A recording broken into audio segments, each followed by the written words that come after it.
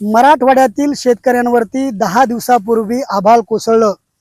1 ते 2 तारखेच्या दरम्यान 72 तासामध्ये तब्बल 145 मिलीमीटर पाऊस पडला आणि या पावसानं शेतकऱ्यांना ज्या वेदना दिल्यात त्या वेदना तुम्ही या सोयाबीनच्या शेतामध्ये पाहू शकता।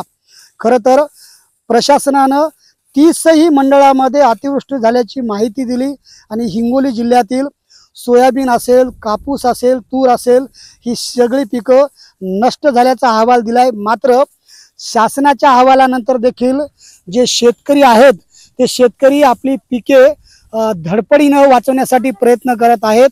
मी सध्या एका महिलेच्या शेतामध्ये आहे आणि ही महिला अल्पभूधारक शेतकरी आहे। खरं तर या सोयाबीनच्या पिकाला आता काही शिल्लक राहिलेलं नाहीये, तरी पण ह्या महिला नेमक्या या शेतामध्ये काय करतायत हे आपण जाणून घेऊयात। आजी, सगळेच गेले, तू इथं कशाला आली वावरात? आता काही पण लागल ना, काय खावा आम्ही, 2 लेकरं आहेत। हा, इतकी नुकसान झाली ती भरपाई। आता तुला किती मुलं आहेत? एकही नाही, आता एक होता ते वारला। वारला? कधी वारला? झाले 7-8 वर्ष, 9 वर्ष चालले। घरात कोण कोण आहे आता? मग घरात 3 जण। करता माणूस कोण आहे? करता माणूस आहे ना, मालक आहेत ना। पोरग कसं काय वारलं? पोरग लाकूड पडलं अंगावर। दुसरा व्यवसाय काय? काहीच नाही, शेतीच का? हो शेती। मग आता सगळं शेतातलं गेलं ना? हो, मग आता काय करता पहा की तुम्ही, आता काय करावं, काय खावा, कसं जगाव। हा, ही सगळं शेतीवरती अवलंबून असणारे हे कुटुंब आहे। या बाजूला जर पाहिलं तर ही महिला शेतकरी शेतामध्ये जे पीक जोपासलेलं होतं ते पूर्ण उद्ध्वस्त झालंय। शेतामध्ये आता उभा असताना प्रचंड दुर्गंधी सुटलेली आहे, संपूर्ण पीक आडवं झालेलं आहे। ताई, शेतामध्ये तू आलेली आहे, घरी कुटुंबामध्ये कोण कोण आहे? मुलगा मुलगी। हो। मिस्टर कुठे? वारली। कशाने वारले? लाकूड पडलं। हो। कुटुंबाचा व्यवसाय काय? व्यवसाय व्यवसाय शेती। मग आता शेतातलं गेलं सगळं, हे आता काय करायचं मग? हेच पहा, सडलं सगळं, पूर आला। हो, पण आता हे सगळं सरकारनं सांगितलं की ह्या सगळ्या सोयाबीन नष्ट झाले, तरी पण तू आणि तुझी सासू दोघेही सोयाबीनच्या शेतामध्ये सोयाबीन उभं करतायत, याचा फायदा काय? याचा फायदा, त्याची लय खूप सोय घेतली। आता काहीतरी आम्हाला पाहणं लागल ना, येऊन राहिलं का काय झालं खालं, चक सडलं येऊन पाहिलं। सोयाबीन आता पेरलेलं होतं, कधी पेरलं होतं सोयाबीन? याला 3 महिने झाली आता। बरं, कधी कधी काढायला येणार होतं? आता 8-15 दिवस लागत पण नव्हती याला। किती दिवस शेतामध्ये पाणी होतं? असा पूर कधी पाहिला होता का? एकदा पाहिला नाही। बरं, हो। पाणी कुठपर्यंत होतं पिकात? पाणी चांगलं डोक्या इतका असल्या तळ्याचं आलेलं आहे वाहून। इथं जाई नाही, इथून दुमार रोडच्या काठाच्यानं याचा डवच होता, किती दिवस पण डवच होता याच्या। किती दिवस पाणी साचलेलं होतं? हो। किती दिवस होतं पाणी? याला चांगले 7-8 दिवस तो पाणीच होतं याच्यात। बरं, हो हो।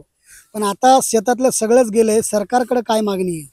सरकार काहीतरी आता याची सोय लावा तुम्ही, द्या काहीतरी। आता याच्यावरच आहे, रोजावरच आहे सगळं याच्यावर। आता पहा तुम्ही, खूप खत बी किती शेती आहे? शेती 2 एकर। 2 एकरामध्ये तुम्ही नेहमी पेरणी करून उदरनिर्वाह करायचे, पण आता सगळंच गेल्यामुळं पुढे कसं धकवायचं? मग आता तुम्ही द्या आम्हाला काहीतरी याची मागणी। बरं, आम्ही मागतो, तुम्ही द्या। मला अशी माहिती मिळाली की तुम्ही लोकांच्या शेतामध्ये आता काम करायला जाताय। हो। कशामुळं? घरचा वावर सोडून? चक गेलं ना, आता याच्यात काहीच पाहाजोगं राहिलंच नाही। बरं, किती रुपये रोज आहे लोकांच्या शेतात? 200।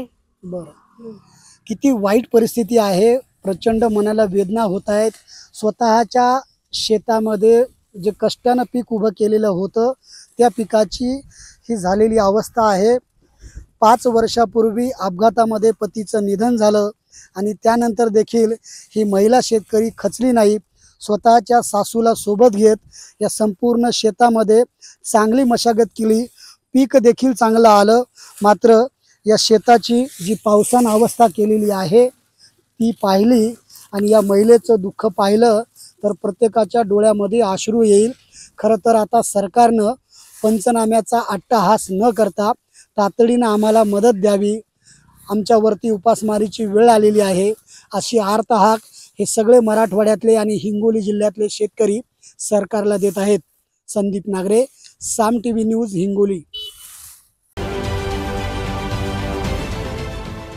देश विदेशातील प्रत्येक घडामोडींचे लाईव्ह अपडेट मिळवण्यासाठी आता साम टीव्हीच्या सर्व सोशल मीडिया प्लॅटफॉर्मला लाईक, फॉलो आणि सबस्क्राईब करा। तसंच सर्व नोटिफिकेशनसाठी बेल आयकॉन प्रेस करायला विसरू नका.